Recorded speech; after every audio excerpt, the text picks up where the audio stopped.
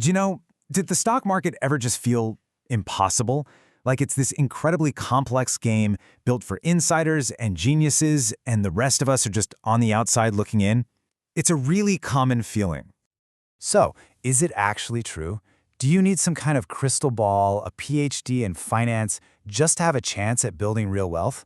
Well, it turns out one of the greatest investors in history was asked that exact question. And his answer? Well, it might just change the way you see everything.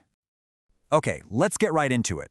We're going to start with the big question that kicked this all off, then get into Buffett's simple answer. We'll cover his 2 golden rules, what he calls the I don't know advantage, get a little dose of reality from his partner Charlie Munger, and then wrap it all up with what this means for investing for a lifetime. All right, so picture this. We're at a Berkshire Hathaway shareholder meeting. An ordinary investor, probably a lot like you or me, gets up to the microphone and asks a question that, honestly, is on millions of people's minds. The question is just perfect. It's so simple. Not what's the best way for a hedge fund manager or an expert, but for most of us. What's the best path? And this is the question that unlocked one of the most famous pieces of investment advice ever. So what did the Oracle of Omaha say? Did he reveal some secret, complex stock-picking formula, an algorithm? Nope. His answer was beautiful and, frankly, refreshingly simple. He recommended one single thing, a broad, low-cost index fund, specifically one that tracks the S&P 500. The idea is so straightforward. Instead of trying to find that one winning needle in the haystack, you just buy the entire haystack. You own a tiny piece of 500 of the biggest companies in America. But, as we're about to see, what you buy is really only half the story. Because for Buffett, how you invest is every bit as important as what you invest in. And he laid out 2, let's call them non-negotiable golden rules that make this whole thing actually work. First, you have to minimize your costs. Fees are like termites in your portfolio. They just silently eat away at your returns over time. He even mentioned Vanguard as a great example of a low-cost provider. Second, and this is so important, you invest consistently over a long time.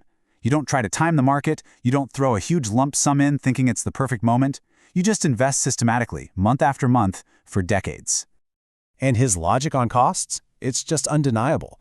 As he says right here, it's just math. I mean, if you have 2 funds that own the exact same stocks, but one is charging you way higher fees, well, the low-cost one is going to win every single time. It's just simple arithmetic. But here's what's really powerful about this whole idea. It's not just the tactic, it's the mindset behind it. This isn't about being the smartest person in the room. Actually, it's about being the most honest person in the room. See, when you choose an index fund, you're making an admission. You're saying, look, I believe in the future of American business, but I don't know which specific companies are going to be the big winners, and I don't know when the best time to buy is. And that's not failure, that's wisdom.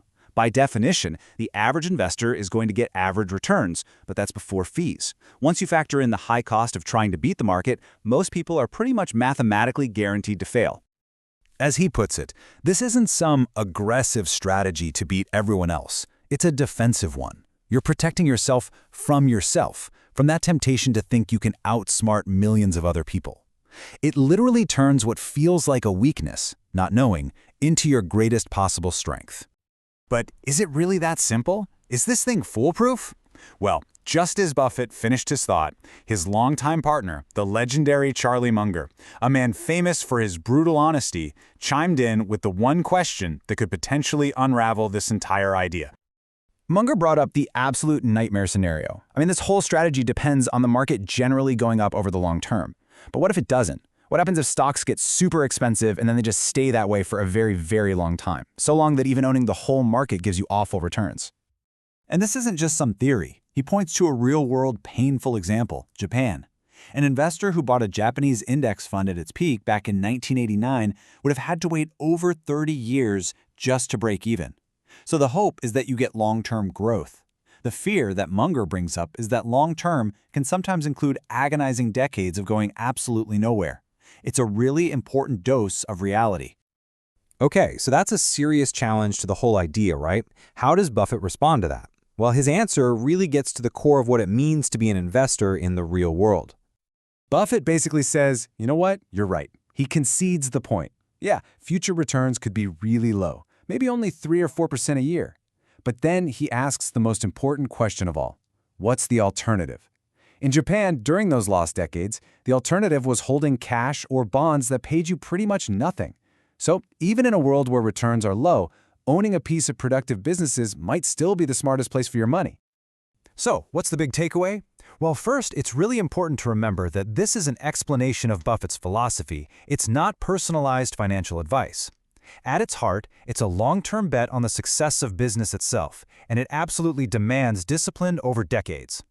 And if you're curious about how you might turn this philosophy into a concrete plan, we've actually created a full A to Z guide on that right here on our channel. And that really brings us to the final question. This one isn't about markets or stocks, it's about you. What is 20 or 30 years of discipline actually worth? What could it buy you in your life? If this whole idea of using a patient, disciplined strategy to, well, buy back your own freedom resonates with you, let us know by liking this explainer and hitting subscribe so you don't miss out on how to put it into practice. And if this has inspired you, comment below with the one single word that this whole strategy is really all about: freedom.